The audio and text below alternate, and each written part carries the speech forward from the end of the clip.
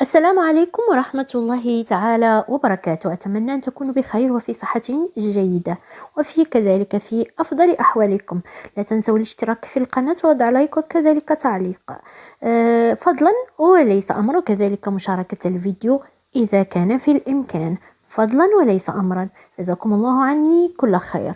الموضوع اليوم هو عن في سلسلة، أنا كما قد تلاحظون أني وضعت بعض الفيديوهات القصيرة للملك الحسن الثاني رحمه الله، وفي نفس السياق هناك موضوع مهم جدا كان يقوم به الملك الحسن الثاني عليه رحمة الله، هو الدروس الحسنية. هذه الدروس الحسنية اللي ما زال حتى اليومنا هذا يقوم بها الملك محمد السادس حفظه الله، ما زال يقوم بها إلى يومنا هذا، ما زالت تنظم ويحضرها الملك محمد السادس حفظه الله. أول شيء هو أن هذه الدروس الحسنية هي ميزة، هي ميزة فقط، هي ميزة أو هي سنة تميز بها المغرب أو المملكة المغربية، هي التي تميزت بتنظيم هذه الدروس. لن تجدها في أي دولة، لن تجدها في أي دولة إسلامية، فقط توجد بالمملكة المغربية أو في المغرب. الدروس الحسنية هي سنة أنشأها الملك الحسن الثاني رحمه الله سنة 1963، قديمة جدا، وتزامن إنشاؤها مع أول برلمان أو إنشاء أول برلمان مغربي. تعتبر هذه الدروس الحسنية كما قلت سنة انفردت بها المملكة المغربية في شهر رمضان. هي تقام كل شهر رمضان، كل رمضان تقام هذه الدروس الحسنية أو تنظم هذه الدروس الحسنية، تقام في شهر رمضان، مثل كما نقول نحن عندنا في المغرب ما يسمى بالمسيرة القرآنية. هنا قرآن يتلى على أمواج الإذاعة والتلفزة المغربية في شهر رمضان، طول شهر رمضان، طيلة شهر رمضان.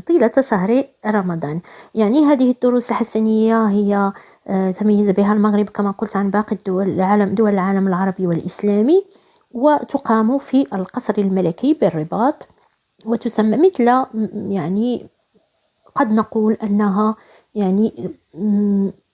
جامعة رمضانية إذا أردنا أن نقول ذلك. تجمع الفقهاء والباحثين في المجال الديني، في المجال الفقهي والديني، ويحضرون. يتم دعوة الفقهاء والباحثين لإلقاء دروسهم من خلال قضايا وهموم الأمة الإسلامية ومشاكلها وفق منهجية علمية مع الحكمة والوسطية في الطرح والمعالجة. وكان الملك الحسن الثاني رحمه الله كان يحرص على حضورها بشكل فعلي كما يحضر الآن الملك محمد السادس حفظه الله. هذه الدروس كانت هي لنشر، هي بالطبع هي لنشر تعاليم الدين الإسلامي، وكذلك وإظهار أن العالم الإسلامي كان في 1963 كان المغرب ليس حديث عهد، ولكن كان بعد الاستقلال بسنوات قليلة، وكان الملك الحسن الثاني رحمه الله يخاف أن يضيع تعاليم الإسلام أو الإسلام يضيع ويكون فيه مشاكل بعد ذلك. وكذلك كان في نفس السنة لقب بأمير المؤمنين، قدم الملك الحسن الثاني رحمه الله بأمير المؤمنين. نرجع إلى الدروس الحسنية. كما قلت تقوم وزارة الأوقاف والشؤون الإسلامية المغربية، هي التي تسهر على تنظيمها، وتقوم بدعوة الكثير من الفقهاء والباحثين والعلماء لإلقاء دروسهم في أثناء في إطلاق دروسهم في هذه التظاهرة الدينية إذا أردنا أن نقول ذلك، حيث يجلس الملك على الأرض، ويأتون بمنبر ويجلس عليه العالم أو الفقيه أو الباحث، يجلس على ذلك الماضي في أماكن أعلى، وذلك احتراما وأدبا مع العلم ومع العالم. يجلس الملك على الأرض ويجلس الباحث أو العالم يجلس على كرسي عال أو فوق منبر ويلقي درسه بالطبع. وكانت هذه الدروس يعني كانت فيها كانت فيها مواضيع ممكن أن تلقى فيها مواضيع كثيرة، ولكن كلها عندها علاقة بالدين الإسلامي. كما قلت هي عندها علاقة، يجب أن تكون عندها علاقة بتعاليم الدين الإسلامي وبالتسامح وبكل ما عنده علاقة بالإسلام. وكذلك يجب أن تكون كذلك عنده علاقة، هذا الموضوع يكون عنده كذلك علاقة مع مشاكل عصرنا الحديث وما نعيشه. قد تكون دروس حسنية، دروس تلقى مواضيعها، يعني مواضيع هذه الدروس تكون في الكثير من الأشياء التي لها علاقة بما نعيشه نحن، ما نعيشه في الزمن الحاضر، وكذلك علاقة بالإسلام، يعني يجب أن تكون العلاقة مستمرة بينهم. وهذه يعني وحضرت الكثير من الشخصيات هذه الدروس الحسنية المغربية. كانت يعني هنا ضيوفا معززين مكرمين كما قلت، ويحضرون هذه المجالس العلمية. هناك من يحضر، يعني كانت شخصيات الدولة المغربية تكون حاضرة من مستشارين، أمراء مستشارين وضباط ووزراء ورؤساء الفرق البرلمانية وأعضاء الدواوين الوزارية ورؤساء المجالس العلمية وعمداء الجامعات والعديد من الشخصيات العلمية والثقافية وأصحاب الفكر والرأي. كما يحضر هذه الدروس السلك الدبلوماسي العربي والإسلامي المعتمد في المغرب. هذا هما الناس اللي كيحضروا باش يسمعوا لهذه الدروس. وبالنسبة للدروس كيف تنظم، كما قلت هناك جرى العرف والعادة في هذه الدروس، وقبل أن يصعد المحاضر إلى مكان الدرس كيجي واحد القارئ تتلى آيات من القرآن الكريم بالطريقة المغربية أو بالطريقة المغربية، يعني يلقيها أحد القراء المشهورين من المغرب. وعند حضور الملك وبعد أن يلقي تحيته على الضيوف يتقدم أحد العلماء لإلقاء الدرس أمامه في مدة تتراوح بين 50 و 60 دقيقة، وينقل هذا الدرس عبر أمواج التلفزة والإذاعة الوطنية مباشرة. يجب هنا القول، يعني هناك شيء آخر، أن هذه الدروس كانت في الوقت وما زالت حتى الآن هذه الدروس في رمضان تلقى في رمضان، ويحضرها كما قلت الملك شخصيا، وتعطى لها أهمية كبيرة جدا لما فيها يعني منفعة. نحن كذلك نتابعها، يعني في رمضان نتابعها عبر موجات الإذاعة وموجات التلفزة الوطنية، نتابعها بشغف، وكذلك نحب أن نعرف الكثير، يعني إنها دروس مهمة جدا.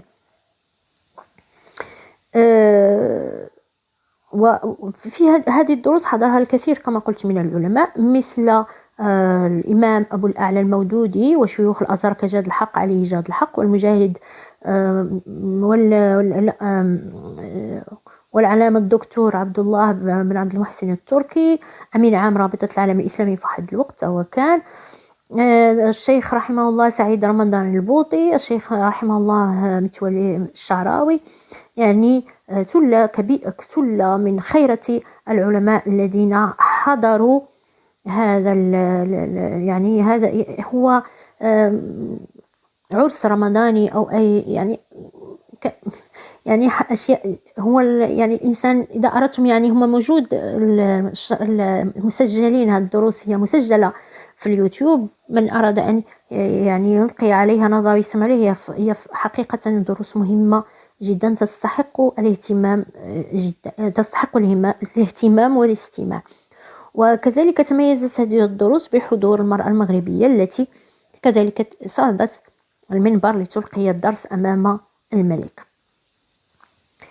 وكذلك هي فقط ليست يعني الضيوف الذين يأتون لإلقاء دروسهم أمام الملك في هذه الدروس الحسنية، الوقت اللي يكونوا فيه ماشي ليس فقط وقت الدروس، ولكن يكون عندهم مناسبة كذلك للالتقاء بالعلماء مع بعض، تكون يلتقي العلماء مع بعضهم البعض، والبعض يعني العلماء المغاربة والأجانب والعلماء كل الناس كيجتمعوا في لإلقاء هذه الدروس، يعني كيلتقوا مع بعضياتهم وكيقدروا يزوروا مدن أخرى ويلتقيوا بعلماء آخرين، ويقدروا يعني كتكون واحد النشاط ديني جميل جميل جدا.